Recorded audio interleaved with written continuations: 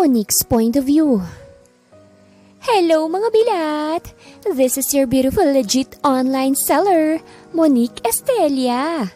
Masiglang bati ko sa mga viewers ko ng aking live selling. So, ngayon, marami ako mga bagong damit na siguradong magugustuhan nyo. Kahit anong hanap nyo, meron ako. Pang third strap, pang date, pang swimming, pang tita, at kahit pang simba, meron din ako. Isa-isa kong pinapakita ang mga bagong deliver na damit sa akin na ibebenta ko naman online. Ito ang kinakabuhay ko ngayon, ang pagiging online seller at ang pagiging tendera ng tindahan ni Mama. Malaki ang kita ko sa trabaho ko ngayon at kahit maraming scammer at bogus buyers, karma nang bahala sa kanila. Ito pong black swimsuit ay murang-mura na lang po. 100 po. Pair na! Sabi ko habang pinapakita yung itim na swimsuit sa mga nanonood. Perfect na perfect po ito sa inyo. Lalo na sa mga may bebe dyan. Ay naku, kapag sinuot nyo to, malulunod kayo sa sarap. May nakita akong mga nagko-comment. May nagmay naman agad ng swimsuit kaya't agad kong sinunod yung isa pang item. May tinda po ba kayong hollow blocks? Pagbabasa ko sa comment, agad namang nagsalubong ang kilay ko. Hollow blocks po? Opo, meron po. Pakisend po ng location nyo at ako mismo magde-deliver para ihampas sa ulo mo. Ayun, hindi rin talaga mawawala ang mga tarantado kapag seryoso kang naghahanap buhay. Hindi naman tumagal ng 3 oras ang live ko dahil agad naubos sa mga paninda ko. Masayang-masaya naman ako dahil tiba-tiba ako ngayong araw. Sa wakas, may panghulog na rin sa lotion at mga underwears ko. Monique, tapos ka na bang mag-live? Tumao ka na muna dun sa tindahan at pupunta lang ako kay Lamaring Aning. Dinig kong sabi ni Mama. Nagbibingo ka lang eh. Tugon ko habang inililigpit ang mga ginamit ko. Oo, magkaaway kami ng papa mo kaya't magbibingo muna ako. Sagot niya. Kapag dumating si papa mo, paalisin mo agad. Huwag ka mo siyang magpapakita sa akin. Sus, kunwari ka pang galit pero kapag kinalawit mamaya ni papa, bati agad sila. Natatawang bulong ko. May sinasabi ka ba? Nagulat ako nang sumilip si Mama sa kwarto ko. Wala, sabi ko mag-ingat ka lang. Sabi ko, Monique, wag kang kain ng kain sa paninda ko ha? Bay maawa ka naman, nalulugi na ako. Sabi nito, tumango na lang ako para hindi na siya dumaldal pa. O siya sige na, alis na ako. Nang mawala si Mama sa paningin ko, inumpisahan ko na ulit ang magligpit. Pagkatapos sa kwarto, nagtungo na ako sa tindahan ni Mama na nasa terrace lang ng bahay namin. Dala-dala ko yung mga tinda ko dahil magsisimula na rin akong magbalot ng mga order habang wala pang bumibili. Sana talaga walang maging bogus buyer at baka masakal ko sila. Kailangan ko ng pambili ng lalaki kaya't umayos sila no? Tsaring lang. Pagbilan nga darling ko. Napasimangot ako nang marinig ang boses ni Estong. Tricycle driver to na masyado akong trip. Take note ha. May asawa at anak na siya pero malandi pa rin. Anong bibilhin mo? Nakasimangot kong tanong sa kanya. Matamis mo sanang oo. Sagot nito. Mahiya ka nga. Wala ka nang mapakain sa asawa at anak mo, malandi ka pa rin. Singhal ko sa kanya. Kung hindi ka bumili, umalis ka na ha. Hindi ko na siya pinansin. Bahala siya sa buhay niya. Hindi ko siya pagbibilhan. Pagbilan? Tumigil ka na Estong ha. Napatigil ako sa pagsigaw nang makitang iba na ang bumibili. Matangkad na gwapong lalaki na may biceps. Naramdaman ko agad ang pagkindot ng kifi ko dahil sa taglay niyang sarap. Lord, siya na ba ang sagot sa dasal ko? Biniyayaan mo na ba ako ng mabangong lalaki na hindi na ako lolokohin? Miss, pagbilan. Mahinhing sabi nito. Yes. Anong bibilhin mo? Mahinhin ko ring tanong. Kailangan kong maging dalagang Pilipina muna. Baka ma-off siya sa ugaling taglay ko. Mawalan pa ako ng future husband. Ang landi ko, kaya't nasasaktan ako eh. 2 meatloaf, 1 cream o at 1 zest o. Sabi nito. Tumango naman ako at kinuha ang mga binibili niya. Magkano to? Tanong nito. Libre, basta't asawahin mo ko. wala sa sariling sambit ko. Nagulat naman ito kaya't nanlaki na lamang ang mga mata ko bago mapatakip sa aking bibig. Ano sabi mo? Tanong nito. Ano ka ko? 115 lahat. Mabilis kong sabi. Napatango naman ito bago magbigay ng bayad. 200 ang ibinigay niya kaya't agad ko siyang sinuklian. Bago ka lang dito? Hindi mapigilang tanong ko. Oo, ako yung bagong lipat sa katabing bahay nyo. Sagot nito. Ako yung nakabili ng bahay at lupa. Napatango-tango naman ako. Welcome sa barangay namin. Nakangiting sabi ko. Ako pala si Monique. Naglahad ako ng kamay. Akmang tatanggapin niya yun pero hindi natuloy. Dahil may tiyanak, batang lalaking sumigaw. Daddy, ang tagal mo pang bumili. Sigaw ng isang batang lalaki na naglalakad palapit sa tindahan. Maliit lang to. Mukha siyang 4 years old dahil sa height niya. Pero mukhang nasa 6 na taon na ito dahil tuwid nang magsalita. Nakasuot to ng malaking t-shirt na sobrang dumi. Daddy, may anak na siya. May pamilya na siya. Paano ng future naming dalawa? Ganun na lang yon. Daddy, nang chichiks ka po? Tanong nito sa ama. Kaya ka nasasaktan eh. Bumibili lang ako. Sabi nitong lalaki sa kanyang anak. Napanguso naman ako. Siguro, pinanganak ako para lang masaktan at kiligin sa love story ng iba. Tumingin sa akin yung anak ni Pogi. Ngumiti naman ako rito pero ang tiyanak, binigyan ako ng isang masungit na tingin. Daddy, yan po yung tinderang gusto mong maging bagong mami ko? Ayoko po. Pangit siya eh. Sabi nitong bata. Nanlaki naman ang mga mata ko at nakaramdam ako ng pagkapikon. Anong pangit? Ako kayang pinakamaganda rito sa barangay.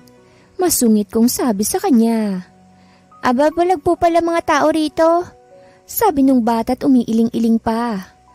Kung kasya lang ako rito sa butas ng tindahan namin, hinila ko na siya at sinakal. Anak, bad yan ha? Saway ni Pogi sa anak bago siya tumingin sa akin. Pasensya ka na, Monique. Medyo suplado talaga itong anak ko eh. Okay lang yun. Tugon ko. Okay lang kahit hindi totoong okay lang talaga. Wala palang mami itong anak niya. Kailangan kong magpalakas pa rin kahit papano. Tara na po dati, baka gayumahin ka pa po niyan. Sabi ni tiyanak bago hilahin paalis ang ama. Dumila pa sa akin yung batang lalaki kaya't gumanti ako. Pero napaayos naman agad ako nang lumingon sa akin si Pogi. Ngumiti ito na parang nangihingi ng pasensya. Madapa ka sanang tiyanak ka. Nakasimangot kong bulong. Kahit nasa bahay lang, pagod pa rin ako maghapon dahil tinapos kong ipaship ang mga orders ng mga alagad ko. Monique, inubos mo na naman ba mga paninda ko? Sabi ni Mama. Ang dami-daming stock sa bahay. Paninda ko ang palagi mong tinitira. Ma, babayaran ko na lang po. Tugon ko habang nagsasali ng ulam sa isang mangkok. Hinaan mo yung boses mo. Nakakahiyan naman marinig ng crush kong kapitbahay natin na pinagagalitan mo pa ako. Crush mong kapitbahay natin? Si Nelson ba? Tanong ni Mama kaya't agad na ngasim ang aking mukha. Si Nelson ay yung kapitbahay naming lasinggero. Gwapo siya't macho, kaso babaero. Madalas din akong trip ng lintik na yon. Malakas ang appeal ni Nelson. Pati putok niya, malakas din. Hindi yun ma, yung bagong lipat. Nakasimangot kong sabi. Actually, dadalhan ko nga siya ng ulam ngayon eh. Si Jaren, yung gwapong may anak. Tanong nito. Kinikilig naman akong tumango. Anak, maghanap ka na ng iba. Wag si Jaren. Jaren? Ang gwapo ng pangalan. Ma, siya yung gusto ko. Pagdadrama ko. Tanggap ko kahit may anak siya. Willing akong maging ina ng makulit na tiyanak na yun. Anak, hindi kayo pwede ni Jaren. Madramang sabi ni Mama. Hindi mo pwedeng magustuhan ang bagong mong future, Papa. Anak, akin na si Jaren. Doon ka na lang kay Nelson. May pag-asa pa naman ang kilikili noon. Ay, talaga naman. Aagawan pa ako nitong si Mama. Anong naririnig kong bagong papa na yan? Pumasok si papa ng kusina. Pinagpapalit mo na ba ako, Monica? Hindi mo na ba ako mahal? Bakit hindi yung tindera ng maisa palengkeng tanungin mo? Masungit na tanong ni mama kay papa. Diyos me, yun naman mahal. Pinagseselusan mo ba si Berta? Natawa si papa bago lambingin si mama ng yakap. Mahal, huwag ka na magselos. Ipagpapalit ba kita sa walang ngipin na yun? Mahal na mahal kaya kitang maganda ka. Napairap na lang ako nang makitang kinikilig na mukha ni mama. Ang lantod lang talaga. Grabe rin tong parents ko. Kotang-kota kung manlait. Kaya't wag na kayong magtaka kung bakit grabe rin akong manlait minsan. Diyan na nga kayong dalawang pabebe kayo. Masungit kong sabi sa kanila. Iniwanan ko na sila sa kusina. Lumabas ako ng bahay dalang isang mangkok ng ulam. Dumiretso agad ako sa tapat ng gate nila Jaren. Inayos kong sarili ko bago kumatok. Tao po! Pagtawag ko mula sa labas. Tao po!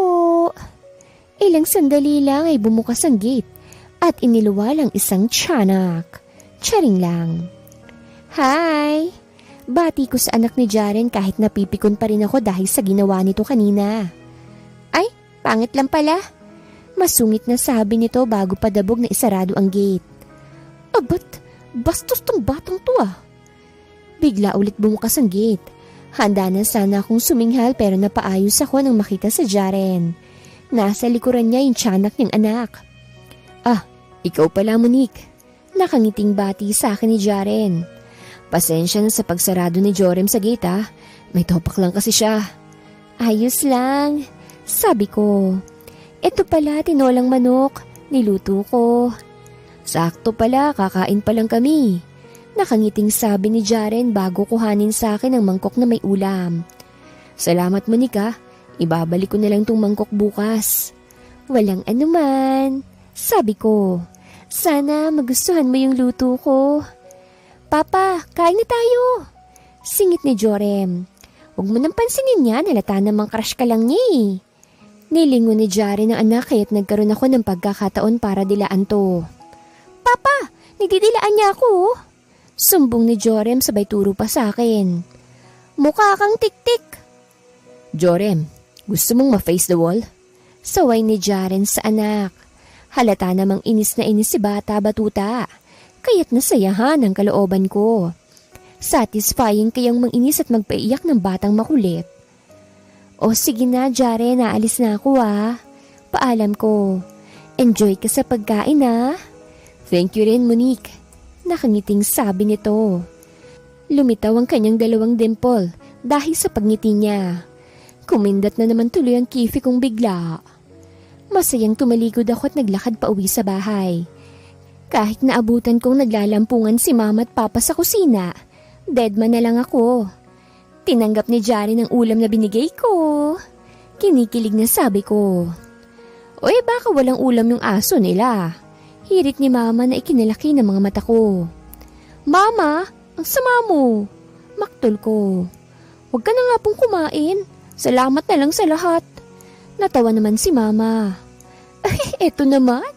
Nililibang lang naman. Masaya lang si mama mo kaya't pagbigyan mo na. Akala ko ba palalayasin mo na si papa, Nakataas ang isang kilay na tanong ko. Ikaw rin pala itong marupok eh. Ewan ko na lang sa'yo. Buti ako hindi marupok kagaya mo. Abay dapat lang hindi ka marupok. Sabi ni mama. Kung marupok ka, di ilang beses kang bumalik sa mga ex mong kurikong. Kung magiging marupok ka, doon ka naman sana sa mahal kang talaga. Kagaya ko. Kay papa mo lang ako marupok. Tama. Sang-ayon ni papa bago halikan si mama. Kaya love na love kita eh. Mahal ko. I love you so much, my Monica. Masaya ako kasi kahit madalas awayin ni mama si papa, palagi pa rin siyang sinusuyo ni papa. Saksi ako sa pagmamahalan nila. Sperm pa lang ako, alam ko na agad na grabeng mahalin ni papa si mama. Masaya ako dahil silang parents ko. Pero naiinis ako dahil minsan grabe sila manginggit. Gets kong need talaga nilang maglantungan. Pero doon naman sana sa hindi ko sila nakikita. Nakakainggit kaya? Jaren's point of view. Nakatingin ako sa anak kong naglalaro sa tabing kalsada. Ayokong hayaan siyang mag-isa sa labas ng bahay dahil makulit siya. At baka masagasaan pa kaya tumambay muna ako sa tindahan nila Monique. Ang bait-bait ni Monique. Kahit madalas siyang awayin ng anak ko, mabait pa rin siya sa aming mag-ama. Ilang taon na si Jorem? Tanong ni Monique. Nasa loob siya ng tindahan nila at ako naman ay nakatambay sa labas habang umiinom ng soft drinks. 6. Sagot ko.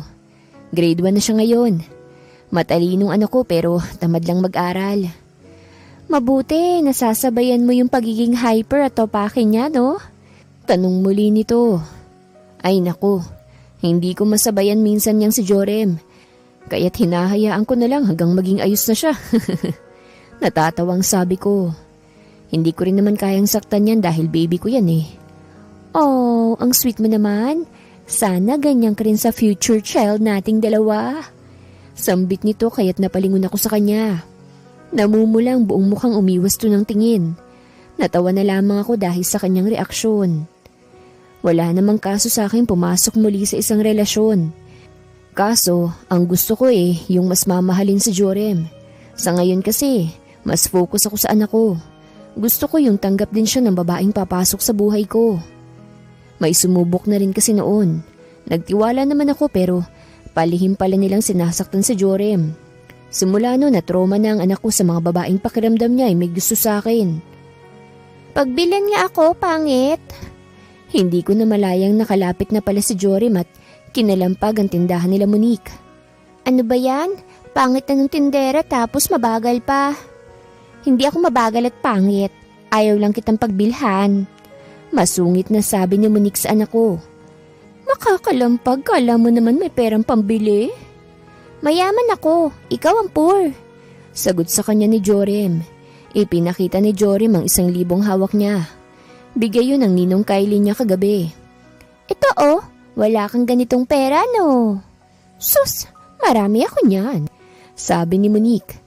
Sabihin mo na lang ang bibilhin mo at huwag ka nang magyabang. 1 candy. Sagot ni Jorem. Gusto ko yung bulbul gum. Anong bulbul gum? Takang tanong ni Monique. Wala akong tindang ganon. Hindi pa ako nagsha-shave. Palihim naman akong natawa dahil sa sinabi nito. Itinuro ni Jorem ang garapon ng bubble gum. Ayan po bulbul gum. Di ka marunong magbasa, laki-laki ni. At ako pang hindi marunong magbasa. Hindi makapaniwalang sabi ni Monique. Bubble gum kasi ang basa dyan. Bago ka kasi magsungit, mag-aral ka muna magbasa, okay? Daming dadal po. Pagbili na lang. Masungit na sabi ni Jorem. Sinungitan din ni Monique ang anak ko bago pagbentahan ng bubble gum. 1,000? 1,000 ang ibabayad mo para sa isang bubble gum? Abay wala akong barya. Sabi ni Monique. Manghingi ka ng piso dyan sa papa mo, wag mo akong pahirapan. Ako yung nagbibili po, dapat po hindi mo ako inuutusan. Sabi ni Jorem. Napahinga ng malalim si Monique bago ko lingunin. Mukhang suko na rin siya sa anak ko. Jorem, enough na. Saway ko sa anak ko. Hindi ito sumagot. Dumukot lamang siya ng piso sa bulsa bago iabot kay Monique. Mukha pong iiyak ka na kaya ayan na. Sabi ni Jorem bago lumapit sa gawi ko. Kinuha ko naman ang bimpo sa gilid ko at pinunasan siya. Pawis na ang batang maasim. Ang hilig mong asarin ng ate Monique mo. Sabi ko sa kanya. Pangit niya po kasi mainis. Sagot ni Jorem. Hoy, naririnig kita ha. Sabat ni Monique. Isa pang pangit mo, ibibiting kita sa puno ng bayabas namin. Daddy, wag mo nga siyang gawing mami ko. Wala siyang panukli. Sabi ni Jorem sa akin. Ewan ko ba rito sa anak ko. Palaging trip si Monique. Kay Monique lang siya tanging ganito. Kakaganyan yung dalawa. Baka maging magkamukha na kayo ha? Pagbibiro ko. Ayoko nga. Halos magkasabay na sabi ng dalawa. Natawa na lamang ako bago ilagay ang bimpo sa likuran ni Jorem. Nasa ganun kaming posisyon nang dumating si Aling Monica, ang mama ni Monique. Nandito pala kayo, Jaren. Nakangiting sabi ng ginang. Tumambay lang po at mainit sa bahay. Tugon ko. Pasok kayo sa loob at may dala akong turon. Sabi nito. Halina kayong dalawa. Ayoko sana kaso nauna pa sa akin ang anak ko. Sumunod na lamang ako at mabilis na hinawakan si Jorem. Monique, hindi ka dapat sa labas ng tindahan nagpapaligaw. Dapat pinapapasok mo sila. Sabi ng ina ni Monique sa kanya. Ma, wala pang ligaw na nagaganap, okay? Sabi ni Monique. Opo, hindi nililigawan ni daddy ko si Pangit. Sabi naman ni Jorem. Natawa naman si Aling Monica. Kumuha ka na nga ng turon dyan. Sabi ni Aling Monica sa anak ko. Hindi naman nagpatumpik-tumpik si Jorem at agad kumuha. Tuwang-tuwa itong naupo sa tabi ni Aling Monica. Thank you po. Nakangiting sabi ni Jorem sa ginang. Buti po ikaw mabait, si Pangit po kasi hindi mabait. Mabait ako, sa'yo lang hindi. Masungit na sabi ni Monique bago ko lingunin. Ngumiti ito sa akin. Kuha ka ng turon at baka magutom ka. Gusto mo rin ba ng soft drinks? Juice. Gusto ko Chucky. Sabat ni Jorem. Chucky po akin. Walang sayo. Sagot ni Monique. Tubig na lang sa akin dahil umiinom na ako ng soft drinks. Sagot ko. Tumango si Monique bago dumiretso sa kusina. Pagbalik niya may dala na siyang tubig at baso. May dala rin siyang isang Chucky kaya't napangiti ako. Ayun, may Chucky! Tuwang-tuwang sabi ni Jorem. Sa akin to, walang parang sayo. Masungit na sabi ni Monique bago yun tusukin. Lola, niyaaway niya ako. Sumbong ni Jorem kay Aling Monica. Sus, hindi mo lola yan no? Sabi ni Monique bago ilapag ang Chucky sa harapan nito. Ayan, sayo na lang at baka dito ka pa umiyak. Mukha ka pa namang tiyanak kapag umiiyak ka. Mabait ka naman pala eh. Nakangiting sabi ni Jorem. Thank you po, Pangit. Pero hindi pa rin kita gustong maging mami dahil wala kang panukli ng 1,000 ko. Natawa naman ako ng mahinat na pailing-iling. Cute naman ang dalawang tong mag-away. Monique's point of view. Ma, nakita mo ba yung panty ko? Inis kong tanong habang kinakalkal ang drawer ko. Nakakainis. Ilang araw na kasing nawawala yung panty ko. Hindi ko alam kung sinong lintik na nagtago o kumuha. Tuwing nagsasampay ako, nagkukulang yung panty ko. Iniisip kong kinukuha ni Mama tinatago. Kaso, naubos ng lahat ng panty ko. Hindi pa nga bayad yung mga yun eh. Putik naman oh. Puro may butas sa gitna tuloy ang mga sinusuot ko. Hindi tuloy ako makabukak at baka sumingaw. O baka naman masilipan ako. Anong gagawin ko sa panty mo? Tugon ni Mama. Baka naman nandyan lang yan. Ma, ilang araw na ako nawawala ng panty. Maktol ko. Tingnan mo, wala na nga natira. Puro butas lang na isusuot ko eh. Hindi pa nga bayad yung mga yun eh. Baka nasungkit. Sabi nito. Lumabas ako ng kwarto at nagtungo sa likod bahay kung saan ako nagsasampay. Wala namang nakasampay na mga panty doon. Sino kayang mabait ang magnanakaw ng panty na yun? Inis na tanong ko. Talagang yung bago pang pinili at yung hindi pa bayad. Napasimangot ako bago muling pumasok sa loob. Tinignan ko ang buong bahay pero wala talaga. Bagsak ang balikat na napaupo na lamang ako sa sofa. Ano, hindi mo nakita? Tanong ni Mama. Umiling ako. Ma, hindi pa bayad yung mga yun sa Avon eh. Wala na akong maisuot kung hindi yung mga sira-sira na. Nabiktima kayata ng mga adik na nanunungkit ng mga panty. Naiiling na sabi ni Mama. Sandali nga, tutungo ako sa barangay para magpacheck ng CCTV. Wag na ma. Kakahiya naman kung mabobroadcast sa buong barangay ang pagkawala ng panty ko. Sabi ko na lang. Mamaya niyan machismis pa na may kapring obses sa akin. Kakaiba pa naman ang utak ng mga tao dito sa amin. Tutulungan na lang kitang maghanap. Sabi ni Mama. Tumango na lamang ako. Nang tumalikod si Mama, agad kong kinamot ang pechay ko dahil kumatito. Sumasabit na yung mga tastas na tela ng short ko dahil nga butas ang panty ko. Ma, alis na muna ako. Paalam ko. Maghahanap lang ako ng murang panty sa palengke. Ayokong magsuot ng butas. O sige, mag-iingat ka. Tugon ito. Nagsuot muna ako ng hoodie jacket at kumuha muna ako ng pera bago lumabas ng bahay. Sakto namang lumabas din ng gate ang mag-ama ko. Charing! Lumabas din si Jaren at Jorem. Saan kayo pupunta? Tanong ko. May pasok si Jorem. Sagot ni Jaren. Panghapon siya ngayong araw.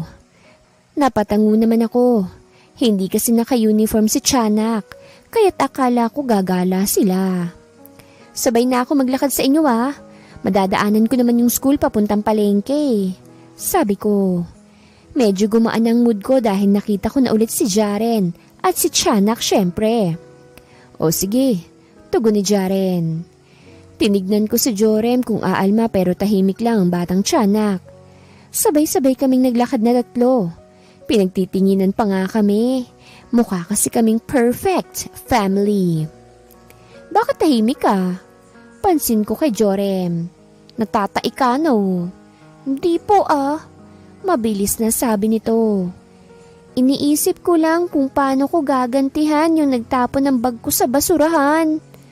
Tinapon yung bag mo sa basurahan? Tanong ko. Tumango naman to. Aba bakit ka pumapayag? Nasusungitan mo ako pero pumapayag ang inaapi lang. Gumanti ka, akong bahala. Sabi ni Daddy wag akong gumanti po Sabi ni Jorem.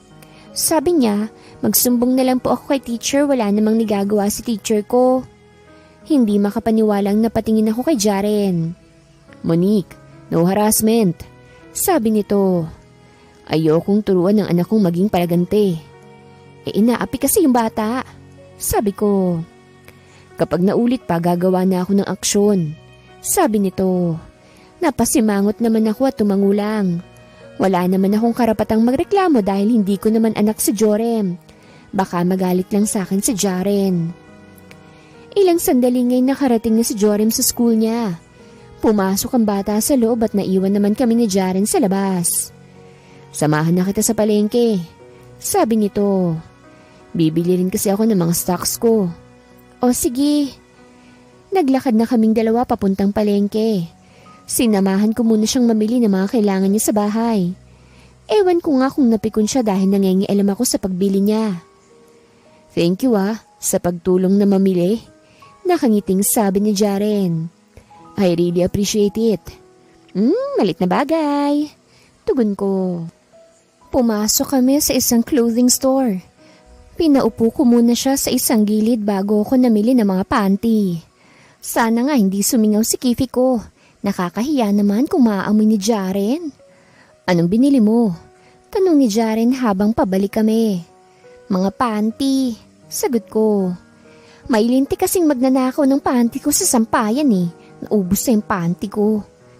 Napaubo-ubo ito kaya't nakaramdam ako ng hiya. Lintik na bibig kasi ito Walang preno. Ay, pasensya na. Nahihiyang sabi ko. It's okay. Nagulat lang ako. Sabi nito. Nagpatuloy na ulit kami sa paglalakad.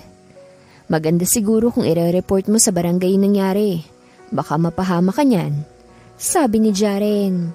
Wag na. Iisipin pa ng mga tao nagugustuhan ako ng kapre o kaya mga engkanto. Natatawang sagot ko. Monique, baka mamaya talaga mapahama ka. Hayaan mo babantayan ko ang bahay niyo kapag nagsampay ka. Seryosong sabi nito. Kumindat naman kagad ang malanding Kifi ko dahil sa sinabi nito. Thank you Jaren. Iniwan ko na si Jaren sa school ni Jorem dahil hihintay na raw niya ang anak niya. Nangangamba kasi siyang umuwi itong mag-isa at maligaw. Papasok na sana ako sa gate namin pero natigilan ako dahil may natanaw ako sa bakuran nila Jaren. Kunot noong lumapit ako sa gate at nanlaki ang mga mata ko nang makitang mga panty kong nakasampay sa mababang kahoy. Konti na lang sasayad na sa sahig. Nasa likod ito ng halaman pero nakikita namang bahagya. Anak ng putakte! Bulalas ko na lamang. Sure ako panty ko yun. Naaamoy ko kasi yung amoy. Si Jaren ang nagnakaw? Tanong ko sa sarili ko. Putik, magnanakaw ng panty pala itong kapitbahay ko eh. Bading kaya siya? O kaya itong trabaho niya? Dahil doon, naging tulala akong bigla. Inuutusan ako ni Mama pero tahimik lang ako. Iniisip ko kasi kung papaano kong kukomprontahin si Jaren. Ayoko namang mag-iskandalo at baka madaan pa naman sa paliwanag ang lahat. Oh, may problema ka ba? Tanong ni Mama. May iniisip lang po, sagot ko. Hindi na kumibo si Mama. Hanggang sa maghapon talaga'y tulala lamang ako sa isang gilid. Nandyan na yung mag-ama, sabi ni Mama. Alam ko na agad kung sinong tinutukoy niya kaya't lumabas ako ng bahay. Jaren! Pagtawag ko kay Jaren na binubuksan ang gate nila. O ikaw pala, Monique, sabi nito. Bakit? May sasabihin ka ba? Ikaw ba'y nagnanakaw ng panty ko? Diretsyong tanong ko. Nanlaki naman ang mga mata nito. Halatang gulat na gulat siya dahil sa sinabi ko. Alanganing ngumiti naman ako. Hindi pa bayad yung mga panty ko kaya kahit nakakahiya, sisitahin ko siyang talaga. Anong sabi mo? Tanong nito't napakurap-kurap pa. Ikaw ba kako, yung nangunguha ng panty ko? Sagot ko. Hindi ah. Mabilis na sabi nito. Teka nga, hindi ako ganung tao. Bakit mo naman naitanong yan? Mukha na ba akong magnanakaw ng panty? Napakagat naman ako sa ibabang labi ko bago ituro yung gawin ng bakura nila, kung saan medyo makikita yung mga panting nakasabit. Ayun kasi panty ko yung mga yun. Mahinang sabi ko. Pumasok nga muna tayo sa loob para walang chismosa, sabi ni Jaren. Nauna silang mag-ama at agad naman akong sumunod. Nilapitan ko agad yung halamanan at hinawi. Napanganga ko dahil nandun lahat ng panty ko. Nilalanggam na at nilalamok. Paano napunta yan dyan? Tanong ni Jaren na nasa gilid ko na pala. Hindi ko alam, sagot ko. At nilingon ko si Jorem. Nilingon din naman to ng kanyang ama. Namumutla ang batang lalaki at paiyak na. Kita sa mukha nito ang sobrang pagka-guilty kaya't mukhang alam ko na kung sinang bubuwit ang may sala. Jorem, pagbanggit ni Jaren sa pangalan ng anak. Sorry, sabi agad ng batang lalaki. Mukhang talagang napipikon sa akin tong si Jorem, kaya tinago niya mga panty ko. Ang solid niyang gumante ha, sapul na sapul talaga ako. Ang kulit mo talagang bata ka, sabi ni Jaren. Pumasok ka sa loob ng bahay at humarap ka sa pader. Galit si daddy ngayon kaya sumunod ka na. Seryoso ang mukha ni Jaren kaya sigurado akong galit talaga siya. Umiyak naman si Tiyanak bago tumangot pumasok sa loob ng bahay. Mali ang ginawa ni Tiyanak at deserve niyang parusahan, pero nakaramdam ako ng bigla ang guilt sa kalooban ko. Monique, pasensya ka na talaga ha. Hindi ko naman alam na gagawin ng anak ko ang ganung bagay, sabi ni Jaren. Kaya pala nakatambay sa labas madalas yun at parang may tinatago. Okay lang Jaren, sabi ko. Ang mahalaga, nakita ko na yung mga panty ko. Babayaran ko na lang din yung damage na hindi na kailangan. Tugon ko bago pa simpleng sumilip sa loob ng bahay niya. Natanaw ko ang likod ng nakatayong si Jorem. Pwede bang saglit mo na lang pahirapan si Jorem? Kawawa naman yung bata eh. Napahinga ako ng malalim. Alam kong sobrang mali ang ginawa niya kaso kawawa eh. Sorry kung tunog pa kay Ilamera ako ah. Hindi ka tunog pa kay Ilamera, sabi ni Jaren. Thankful pa nga ako dahil concerned ka kay Jorem. Kahit na grabe yung ginawa niya sa'yo. Kahit naman kasi masungit sa akin yang si Jorem, hindi ko pa rin maiwasang maging concern. Sabi ko, basta wag mo na lang paluin ha. Baka ikaw ang idos por dos ko. Natawa ito bago tumango. O sige na, uuwi na ako. Magdadala ako mamaya ng ulam para sa inyong dalawa. Sabi ko pa. Tumango si Jaren at nagpasalamat kaya't dumiretso na agad ako sa bahay. Oh, saan mo nakuha yung mga panty na yan? Tanong ni Mama. Yan ba yung mga nawawala? Saan mo nakita? Sinilong po pala ni Jaren dahil baka rumahamugan. Tugon ko na lang. Inihulog ko saglit sa washing machine yung mga panty ko bago ako nagluto. Ayoko namang isuot ang mga yun kagad, lalo pat nilanggam ang mga yun at nilamok na. Baka mamaya mga tiyang kifikot mamaga. Nagluto ako ng ginataang kalabasa at pritong isda para sa aming hapunan. Dinamihan ko na't bibigyan ko pa ang aking mag-ama. "Anak, nandito yung mag-ama mo," sabi ni Papa na mukhang kadarating lang. Hindi pa ako nakakapagsalita. Lumitaw na si Jaren at Jorem na dala yung mangkok namin na mukhang may laman. "Nagluto ako ng sisig na toko at baboy," sabi ni Jaren. "Hindi ka na dapat nag-abala," sabi ko. "May gusto ring sabihin sa'yo si Jorem eh," sabi ni Jaren. Napatingin naman ako kay Jorem na namamaga ang mga mata at namumula ang buong mukha. "Sorry," mahinang sabi ni Jorem. "Hindi ko na po uulitin. Next time na lang ulit at hindi na ako papahuli." "Jorem," saway ni Jaren sa anak. Natawa naman ako bago nilapitan si Jorem. Pinantayan ko ang batang lalaki at niyakap. Halata namang natigilan to dahil sa aking ginawa. Hindi naman ako nagalit, sabi ko habang hinahaplos ang kanyang buhok. "Sa susunod, galingan mo na para hindi ka mahuli." "Opo," tugon nito. "Oh, bakit hindi na lang kayo rito maghapunan, Jaren? Napahiwalay ako sa yakap nang dumating si Mama. Dito na lang kayo maghapunan para masaya." "Ay, nakakahiya naman ho," sabi ni Jaren bago mapakamot sa kanyang ulo.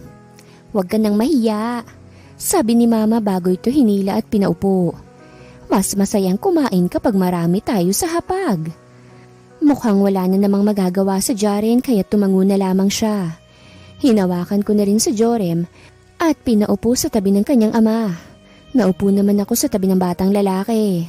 Bali napapagitnaan namin ni Jaren si Tiyanak. "Mahal, nagseselos na ako," sabi ni Papa dahil puro si Jaren at Jorem ang inaasikaso ni Mama. "Uy, eto naman, inaasikaso ko mga bisita natin," sabi ni Mama. Si Papa naman ang inaasikaso ni Mama, kaya tuwang-tuwa naman ang matandang lalaki. Wala talagang pinipiling kalanturan nila. Tumingin ako kay Jaren at nakatingin to sa mga magulang ko. "Ganyan talaga katamis ang dalawang yan," sabi ko sa kanya. Natawa si Jaren. "Oo, sa susunod, tayo naman ang ganyan." Bahagi akong nagulat sa naging banat nito. Medyo nataranta rin ako kaya't inirapan ko na lamang siya para hindi mahalatang kinikilig ako. Jaren's point of view.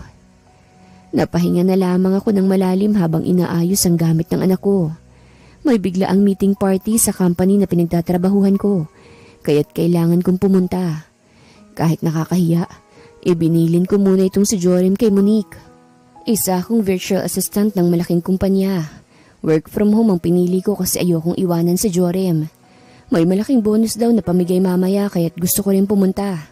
Dagdag ipon din yun. "Jorem, wag kang magpapasaway dun ha?"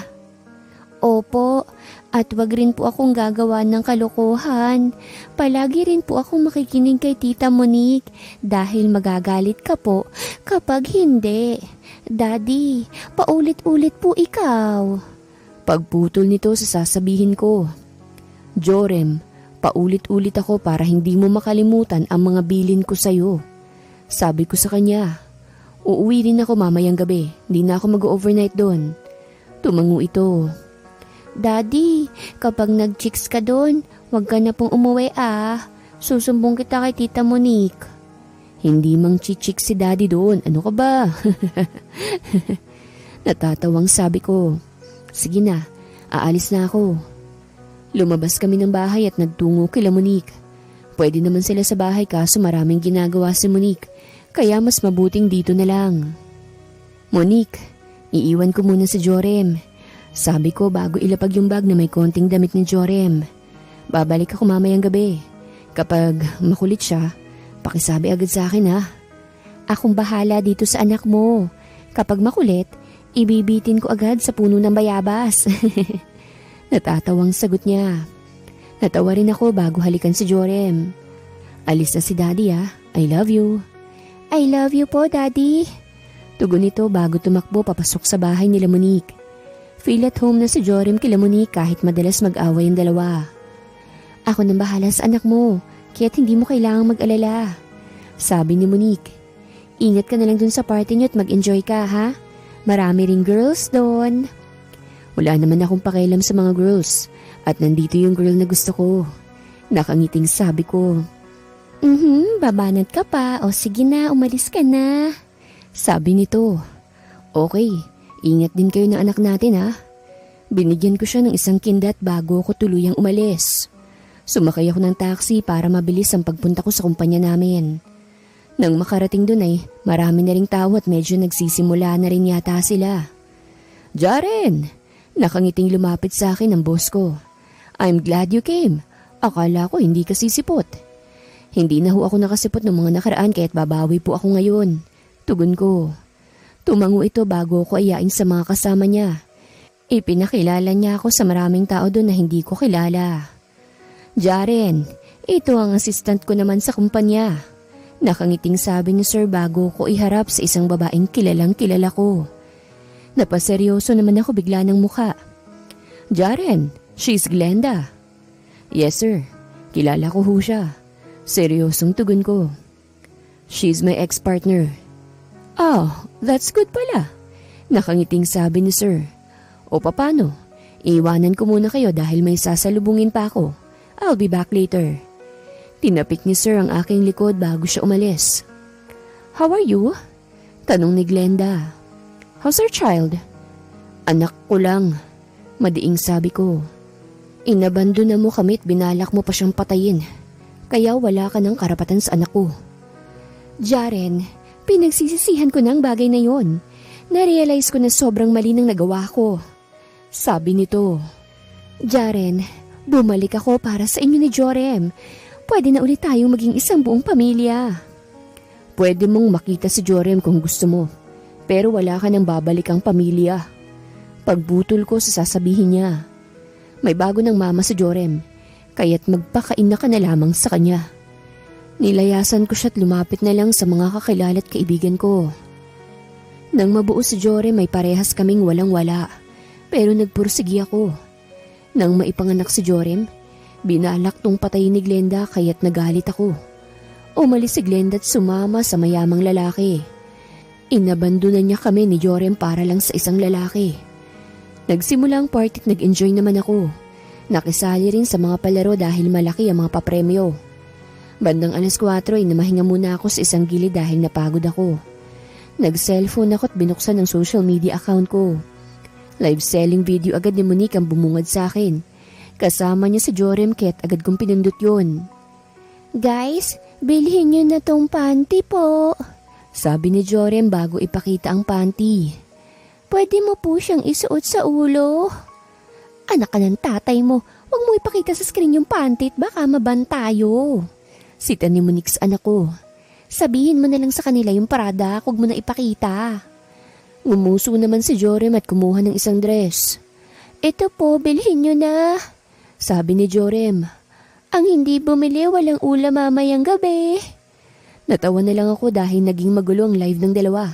Dahil puro sila bangayan. Nanonood si daddy mo. Sabi ni Monique kay Jorem.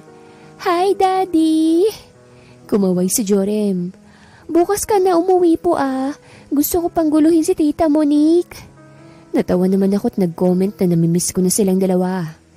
Nawalang atensyon ko sa cellphone nang tawagan ako ni Sir. Lumapit naman agad ako sa table nila. Nag-aya si Sir mag-inom at hindi rin naman ako nakatanggi. Habang umiinom ay nag-uusap-usap lang kami ng tungkol sa trabaho. Balita ko, may anak na kayo ni Glenda? Sabi ni Sir. Napatingin naman ako kay Glenda. Yes po, meron po. Si Glenda ang sumagot. Mukhang magkakabalikan pa kayo niya na. Sabi ni Sir. Nagkantsawa naman ang mga kasamahan namin. Hanggang co-parenting na lang po kami. Sabi ko bago ngumiti. May babae na po kasing nagpapatibok ng puso ko at tanggap na tanggap niya po si Jorem. Inasar ako ng mga kasamahan ko dahil sa sagot ko. Pakiramdam ko naman ay hindi nagustuhan ni Glenda ang sinabi ko. Pero deadma lang ako. 9:00 ng gabi nang matapos ang party. Medyo nahihilo ako dahil marami akong nainom. Hatid na kita, alok ni Glenda. Kaya ko na, sagot ko. Nabigla ako nang yumakap to sa akin. Mabilis ko naman siyang hiniwalay sa akin. Jaren, tayo na lang ulit. Jaren, nagbago na ako. Hindi ko na ulit kayo iiwanan. Sabi nito. Hindi na ulit ako magagalit kasi kumikita ka na ng malaki. Are you for real? Natawa ako. Kaya ka babalik dahil malaki na ang kinikita ko? Ibang klase ka rin, Glenda. Ikaw na talaga. Akin ka, Jaren.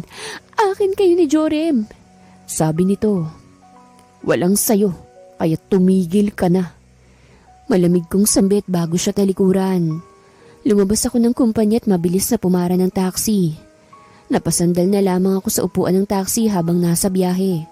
Sumasakit ang ulo ko at hilong-hilo ko. Ilang sandali nga lang ay nakarating na ako sa tapat ng bahay nila Monique. Nagbayad ako sa driver bago bumaba. Nakainom ka ba? Bahagi akong nagulat nang makita si Monique sa labas ng gate nila. Oh, bakit nasa labas ka pa? Tanong ko. Nag-pick up ng order. Sagot nito bago ko lapitan. Ang init mo ah. Nakainom kasi. Tugon ko. Hindi naman ako lasing. Nahihilo lang ng konti. Tara na nga dun sa loob. Inalalayan ako nitong papasok ng bahay nila. Dumiretso kaming dalawa sa kusina. Pinaupo niya ako bago abutan ng mainit na kape. Tulog na si Jorem, sabi niya. Bagsak ang batang makulit dahil sa pagod. Nagkita kami ng mama ni Jorem. Hindi ko alam pero gusto kong sabihin kay Monique lahat. Ayokong maglihim sa kanya. Siya pala yung assistant ng boss ko dun sa kumpanya. Gusto niyang bumalik kami ni Jorem sa kanya. Gusto niyang mabuo ang pamilya namin ulit pero ayoko na. Ang laki ng kasalanan niya sa amin ni Jorem. Tapos babalik siya na parang walang nangyari. Malay mo naman, nagbago na siya. Sabi ni Monique. Jaren, bakit hindi mo bigyan ng chance? Gustong-gusto pa naman ng Jorem na magkaroon ng ina. Hindi ko na siya mahal. Tumitig ako sa kanya. Ikaw ang gusto kong maging mami ni Jorem. Monique, ikaw nang mahal ko. Jaren, alam kong dala ng kalisingan ko kung bakit malakas ang loob ko ngayon. Pero hindi ko ito pinagsisisihan. Hinawakan ko ang kamay ni Monique. Hinila ko siya palapit sa akin at pinagtagpo ang labi naming dalawa.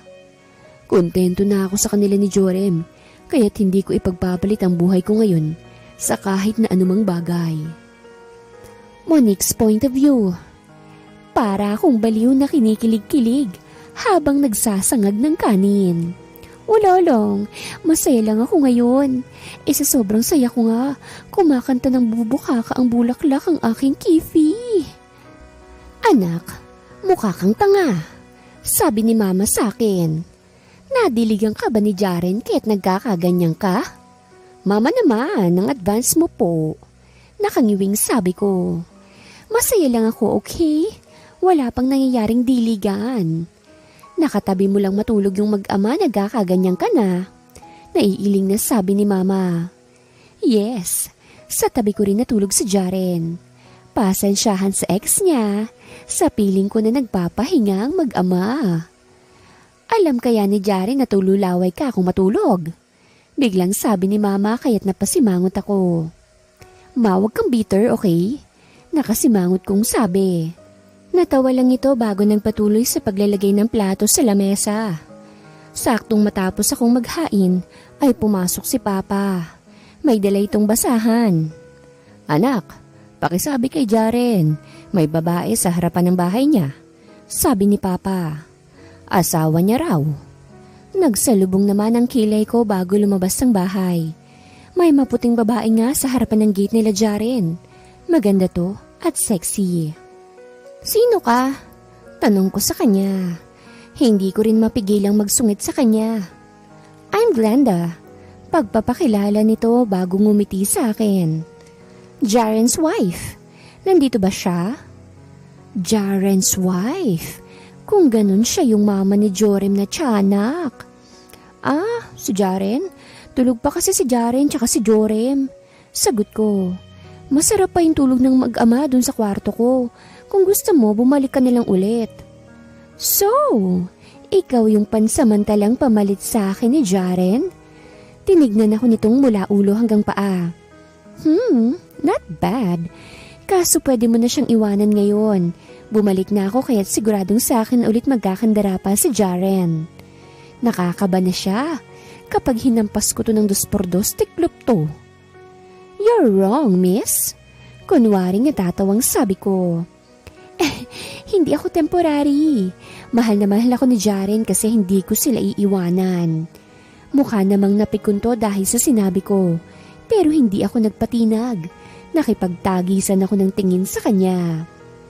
Monique, nawala lamang ang tingin ko sa kanya nang marinig ko ang boses ni Jaren. Naglakad tong palapit sa amin. Umakbay ang isang kamay nito sa akin. Hinahanap ka ni Jorem. Sabi nito sa akin. Pasok ka muna sa loob. Kakausapin ko lang siya. Hindi ko naman mapigilang magtaray. Feeling ko tuloy magkakabalikan silang dalawa. Oh, wait. Pigil nito sa akin ang mga alis na ako. Tila na wala ang inis at isipin ko nang halikan ako nito sa labi. Good morning, mahal. Para kang sira. Pabebeng sabi ko bago siya mahinang hampasin. Mapang-asar na ngiti ang ibinigay ko kay Glenda bago ako pumasok sa loob ng bahay.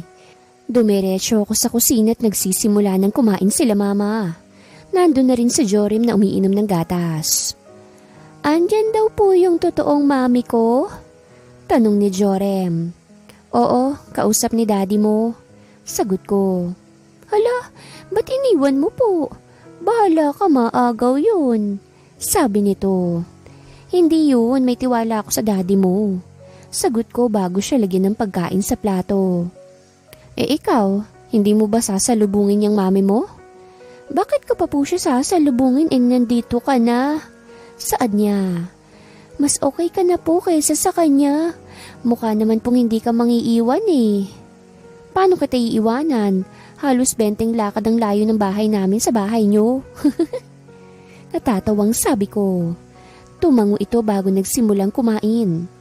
Kumain na lang din ako kahit curious ako sa nangyayari sa labas. Maya-maya lamang ay dumating si Jaren. Kasunod si Glenda. Napasimangot naman ako nang makitang babae. Pasensya na kung pinapasok ko siya, sabi ni Jaren. Gusto niya daw makita si Jorem at makausap. Napatingin ako kay Jorem. Kaswal na kaswal lang ang mukha nito. Ang aura niya ngayon ay parang hindi siya makulit at masarap ibitin sa puno ng bayabas. Jorem, nandito na si mami mo, sabi ni Glenda. Welcome back. Tugon ni Jorem, bakas na bakas sa boses nito ang pagiging sarkastiko.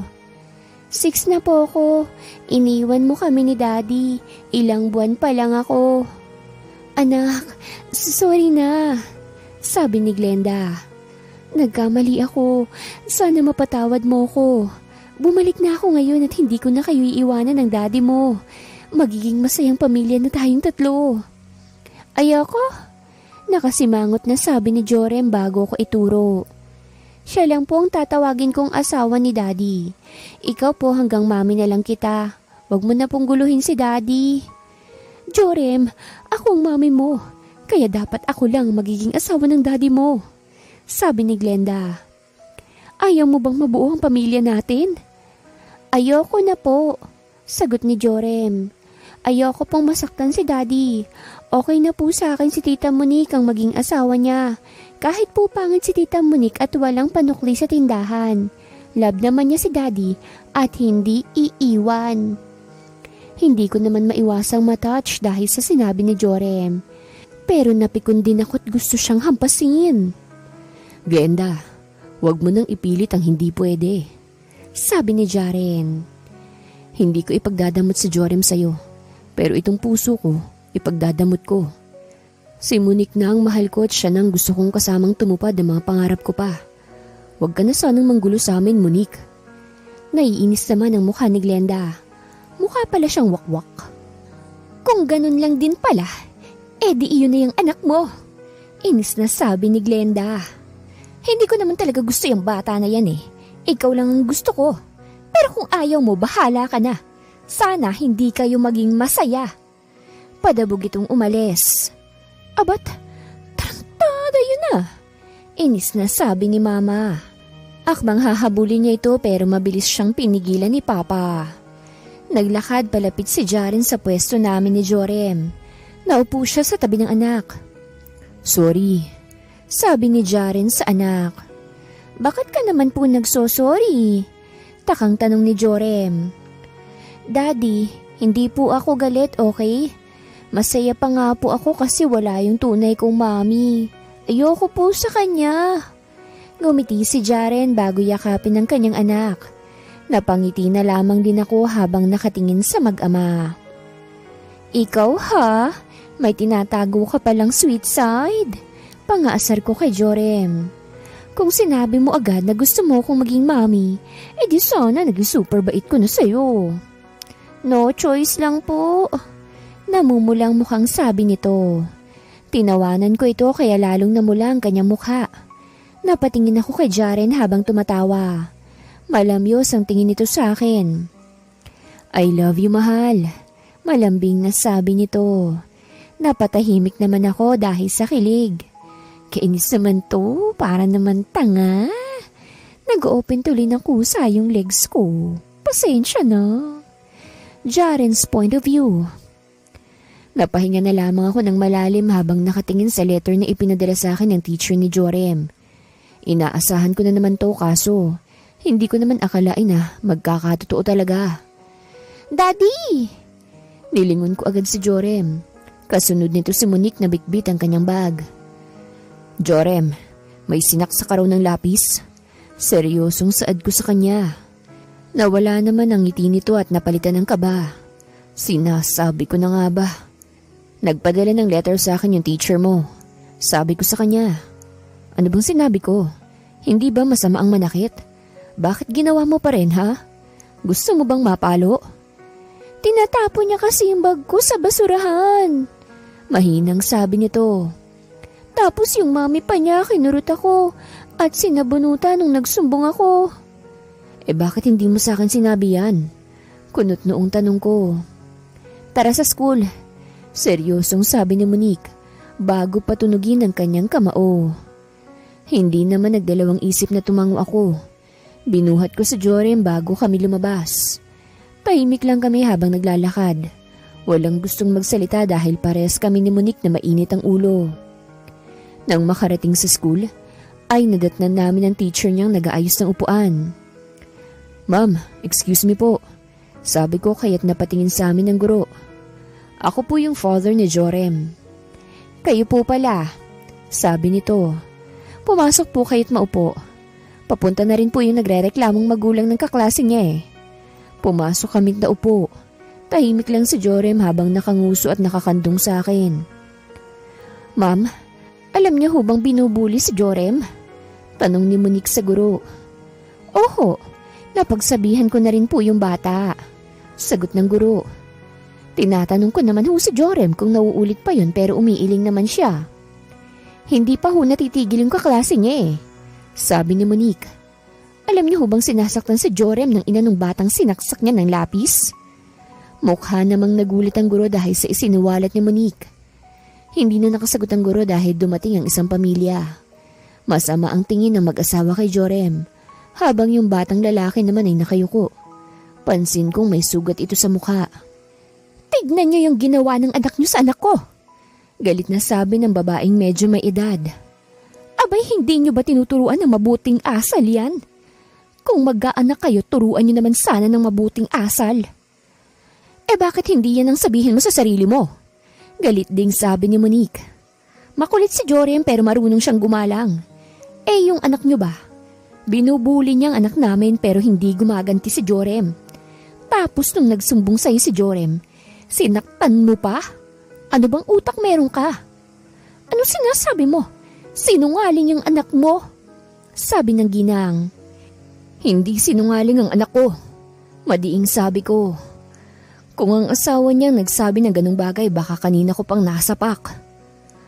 Kung yung anak mo kayang sabunutan ko't kurutin, Banta ako sa babae.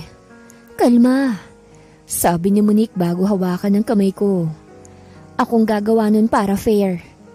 Lumala pang nangyaring diskusyon pero sa huli, talo ang kabilang panig. Nangako rin ng mga ito na hindi na nila uulitin. Abay dapat lang, kakapal naman ang mukha nila. Sir, ma'am, pasensya na ho. Pangako pong hindi na mauulit pang ganitong pangyayari, sabi ng guro ni Jorem. Thank you ma'am, at pasensya na rin po sa init ng ulo namin, sabi ko. Nagpaalam na kami sa guro ni Jorem at umalis na ron. Jorem, kapag inaway ka ulit ng batang yun, sabihin mo agad sa akin ha, sabi ni Monique kay Jorem. Siyang ibibitin ko sa puno ng bayabas namin eh. Opo, sagot ni Jorem. Ang tapang-tapang nitong anak ko kaya't hindi pa rin ako makapaniwalang nabuli pala siya. Tara, date tayo sa SM. Aya ako sa kanila. Sige po, mabilis na sabi ni Jorem. Tapos iwan natin si Tita Monique. May gagawin pa yata siya eh. Anong iwan? Kung ikaw ang iwan namin ng daddy mo. Masungit na sabi sa kanya ni Monique. Mas mahal ako ni daddy kaya't ikaw ang iiwanan, sabi ni Jorem kay Monique. Parehas ko kayong mahal, kaya't walang iwanan. Sabad ko bago hawakan parehong kamay nilang dalawa. Alina kayo. Napangiti naman ang dalawa bago tumango. Pumara ako ng tricycle para mapabilis ang pagpunta namin sa SM. Wala pang ang kalahating oras ay nakarating na kami sa SM. Jorem, pwede kang magturo pero wag sosobra ah, sabi ko sa anak ko. Kapag alam mong meron ka na, bawal mo nang bilhin, okay? Daddy, gusto ko ng basketball set, sabi nito. Gusto ko po, lalaro ako sa bahay. Ngumiti ako tumango. O sige, bibili tayo mamaya, yung malaki. Yehey! Thank you, Daddy! Masayang sabi nito. Daddy, I want some kiss. Napalingon akong bigla kay Monique dahil sa sinambit nito. Pakiramdam ko, namula ang buong mukha ko dahil sa kanyang sinabi. Natawa lang ito't napailing-iling. Napanguso naman ako para pigilan ang aking kilig. Una naming ginaway kumain muna tapos naglaro sa arcade. Hindi naman din kami nagtagal sa SM dahil nag-aayan agad si Jorem. Binili na namin yung basketball set niya bago kami umuwi. Ba't ba nagmamadali ka? Tanong ni Monique sa kanya nang makapasok kami sa loob ng bahay. Natatain na ako, sagot ni Jorem bago mabilis na tumakbo papuntang banyo. Nakaamoy kami ng mabahong amoy ni Monique, kaya't napangiwi na lamang kaming dalawa. Grabe, ang lakas ng sumpa ng amoy, nakangiwing sabi ni Monique. Natawa naman ako bago siya yakapin.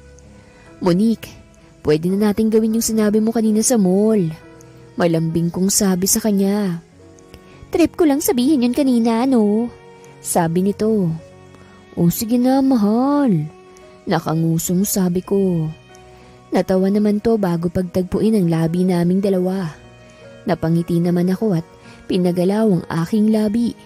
Mas lalo ko rin siyang idiniin sa akin. May nagagalit sa ibaba, sabi nito nang saglit kaming humiwalay. Kakalma rin yan mamaya. Tugon ko't muli siyang hinalikan. Dahil sa pusok naming dalawa, napahiga na kami sa sofa sa sala ko. Si Monique ang nasa ibabaw ko dahilan para mas lalong tumigas si Manoy. Mukhang hindi mo na kaya, sabi nito. Gusto mo bang pakalmahin ko siya? Napaigdad ako nang haplusin niya yon. Napakagat na lamang ako sa ibabang labi ko. Ginalit mo naman lalo eh. Pigil hiningang sabi ko. Natawa ito bago kagatin ang leeg ko. Punta ka na sa kwarto. Susunod ako. Bulong nito bago umalis sa ibabaw ko. Para namang may sariling isip ang katawan ko at tumango. Nagtungo ako sa kwarto ko at naupo sa kama ko. Ilang sandali lamang ay sumunod sa akin si Monique. Inilak nitong pinto bago naglakad papalapit sa akin. Kagat-labing hinapit ko ang kanyang bewang at inupo sa aking kandungan. Are you sure about this? Malambing kong tanong bago halik-halikan ang kanyang leeg. Tumango naman siya bago haplisin ang aking pisngi. Ngumiti ako bago siya ihiga sa kama. Hinalikan ko siya bago umpisahang tanggalin ang kanyang mga damit pang itaas, kasabay ang panloob nito. Sunod ko namang hinubad ang kanyang pants at panty. Ang sarap! Nasabi ko na lamang bago umpisahang laruin ang kanyang dibdib gamit ang aking bibig. Naglikha ng mahihinang tunog si Monique, kaya naman mas lalo akong ginanahan. Simulan mo na at baka biglang matapos si Jorem, sabi nito habang hinahaplos ang aking buhok. Tumango naman ako bago magsimulang maghubad. Nang matanggal ko ang lahat ng aking saplotay, napatitig ito sa aking alaga. Ang laki, sabi nito. Mukhang masasarapan ako ah. Yeah, I will show you my best performance. Nakangiting sabi ko. Hinalikan ko si Monique bago pumwesto sa pagitan ng kanyang hita. Unti-unti kong pinasok ang batuta ko. Tila nasasakal naman to dahil sa sobrang sikip. Putik, ang sakit! Nangingilid ang luhang daing ni Monique. Sorry not sorry. Tugon ko bago siya halikan. Minasahe ko rin ang maselang parte ng kanyang pechay bago unti-unting gumalaw. Nung una nasasaktan pa si Monique, pero hindi nagtagal ay na-e-enjoy niya na rin. Tuwang-tuwa naman ang aking tenga dahil sa malamusikang daing at ungol niya. Daddy, hugas na akong puwet! Bahagya akong natigilan sa paggalaw nang marinig ang boses ni Jorem. Daddy, tapos na ako magpupo. Tapos na siya. Hinihingal na sabi ni Monique. Matatapos na rin tayo. Sagot ko bago bilisan ang aking paggalaw. Daddy, ang tagal mo po. Ilang sandali nga lang ay parehas naming narating ang rurok ng kaligayahan. Bumagsak ako sa ibabaw ni Monique habang habol hininga. I love you. Malambing kong sabi sa kanya. Mahal din kita. Tugon nito. Daddy! Natawa si Monique nang muling sumigaw si Jorem. Puntahan mo na nga si Kulit at baka mag-alboroto na yun, sabi ni Monique sa akin. Hinalikan ko siya bago ako magbihis at lumabas ng kwarto. Dumiretso ako sa banyo kung nasan si Jorem. Nakasimangot ang batang lalaki nang maabutan ko siya, kaya't napatawa na lamang ako. Masaya ako dahil may Jorem ako't Monique, na kahit hindi magkasundo minsan, mahal naman nilang isa't isa. Monique's point of view. Ang buhay ay parang gulong. Paikot-ikot lang ang nangyayari pero may magandang kinalalabasan naman. Kagaya ko, nang ipanganak ako, nauso biglang salitang maganda. Charot lang. Ma, luto na po yung menudo? Tanong ko kay mama. Oo, hinahango ko na. Sagot nito. Yung pansit na itong nakasalang, yung carbonara naman ay niluluto na ni Papa mo dun sa labas. Tumango naman ako. Yung lechon po na in-order ko kailan ang dating? Padating na yon. Sagot nito. Sige po, titingnan ko lang yung mga design sa labas. Lumabas ako ng bahay namin para i-check ang mga gumagawa ng design. 7th birthday ngayon ni Jorem. At naisipan namin ni Jaren na bigyan siya ng 7th birthday debut. Very good din naman kasi sa klase yung batang makulit. Ang theme ng party niya ay tungkol sa basketball. Mahilig kasi talaga sa basketball ang batang lalaki. Mahal, napangiti ako nang makita ang masarap na sa Jaren. May dala itong malaking box na mukhang cake ang laman. Oh, si Jorem, tanong ko nang makalapit sa kanya. Binigyan niya ako ng halik sa labi. Nasa bahay pa, kalaro yung mga pinsan niya. Tumango ako. Kumain ka na muna doon at anong oras na rin, sabi ko sa kanya. Tumango ito bago pumasok sa loob. Lumapit naman ako sa mga nag-aayos ng design. Gusto ko kasi perfect ang kalabasan ng lahat. Gusto ko na mag-enjoy ang panganay namin. Ang ganda po ng ayos ah. Masayang sabi ko. Thank you po sa inyo kuya. Salamat din po ma'am. Sagot nito. Ngumiti ako bago pumasok sa loob. Nadatnan ko si Jaren na nakaupo at nakapikit. Mukhang inaantok na ang baby boy ko. Ilang araw na kasi siyang puyat. Matulog ka muna. Malambing kong sabi bago siya tabihan. Iidlip lang ako saglit. Tugon niya bago yakapin ang aking bewang. Pinabayaan ko naman siya tinaplos ang kanyang buhok. Ilang sandali nga lang ay nakatulog na si Jaren. Inalalayan ko siyang pahiga sa sofa. Pogi? Sabi ko bago siya halikan sa labi. Naisipan ko munang maligo para mamaya ay ready ng lahat. Isang puting dress ang sinuot ko para masarap akong tignan.